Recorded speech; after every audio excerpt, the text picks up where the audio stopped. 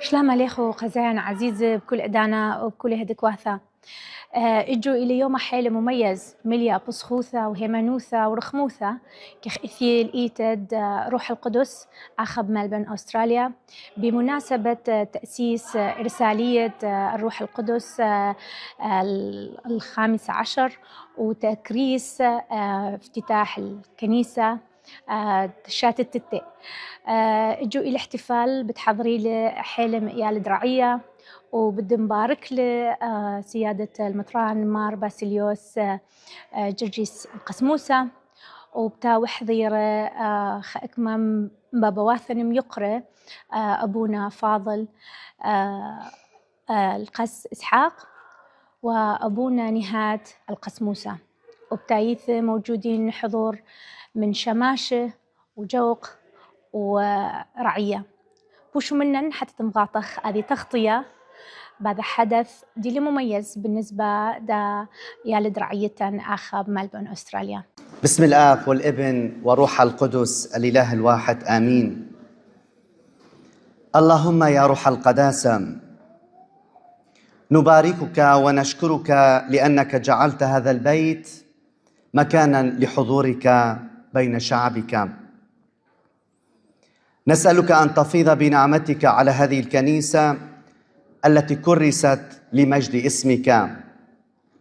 اجعلها بيتا للصلاة، منارا للإيمان، مدرسة للمحبة والسلام. بارك كل من يدخل إليها وامنح المؤمنين فيها نعمة العبادة الصادقة.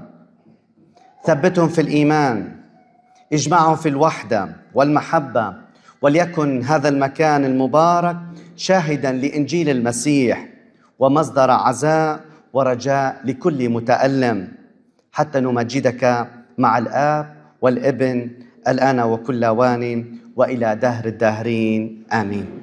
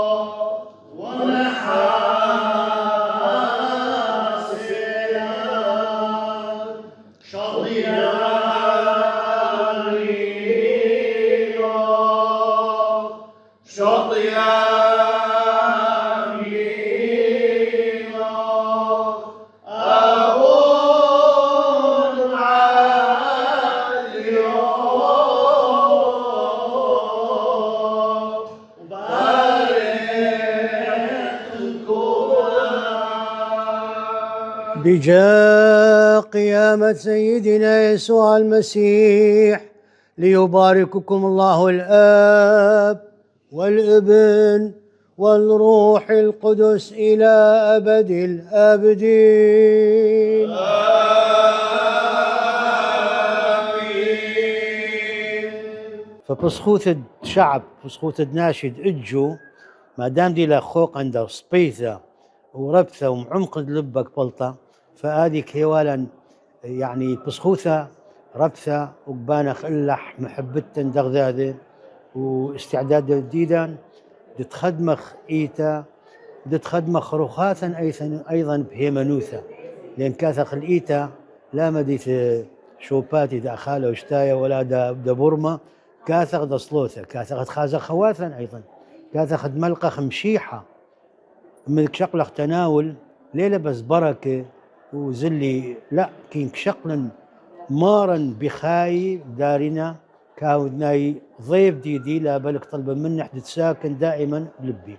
فبسخوثة ربثي لا من كاو هذا احتفالات نيتك صبيا تنياثك بسمي خيرتك بيشا نعمة دكودخة، فإن شاء الله مخ هذه مناسبة تتبيشة دبنيانا الإيتا قدشتا ودبنيانا الجالية جديدا، يعني كلها أني سريان دينا أثير ام بغداد ام موصل ام برطلة ام بحشيقة ام بحزاني ام مزاخو ايكا اتلم من مسنجر ايكا اتلم بعد وخواثن مثوات الطورة كل مال بتهاوي تهاوي شهادة دشم دمشيحة دك بيع غذاذة دك رخمي غذاذة دك سندي غذاذة دك بصخي مغذاذة.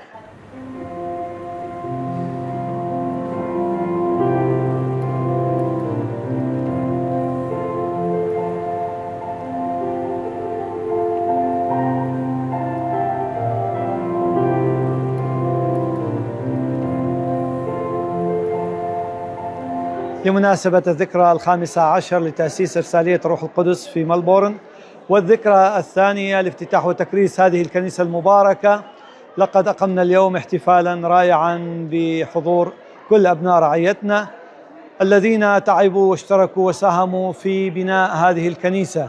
لقد كانت أياديهم التي امتدت بالتطوع والعمل أنجزت هذا العمل في أقل من سنة. نشكر الرب على هذه النعمة التي صارت لنا اليوم بيتا مباركا نحتفل به في الصلاة والنشاطات والقداديس. الرب يبارك كل أبناء رعيتنا وكل كل اللجان الذين خدموا في هذه الرعية من اللجنة الثقافية والخدمة والمالية والجوق والشمامسة والشبيبة والمنتدى منتدى المرأة. شكر خاص إلى قناة العراقية السريانية التي حضرت اليوم معنا وغطت بتفاصيل هذا الاحتفال. شكرا جزيلا لكل العاملين فيها، والرب يبارككم جميعا ويبارك أبناء رعيتنا وكنيستنا، آمين.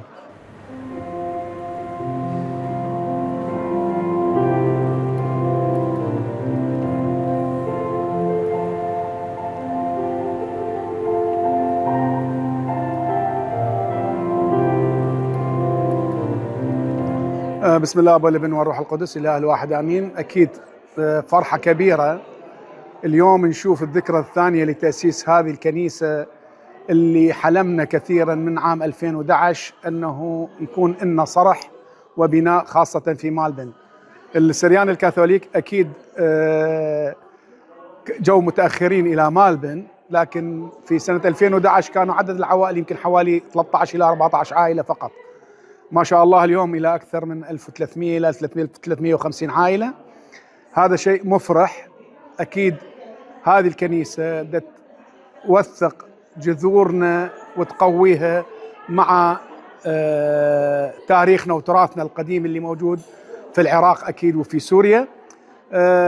هذه الكنيسة بخدماتها بفعالياتها تقوي أواصر المحبة بين أبناء الجالية، ودائما تبقيهم يفهمون تاريخهم وإرثهم.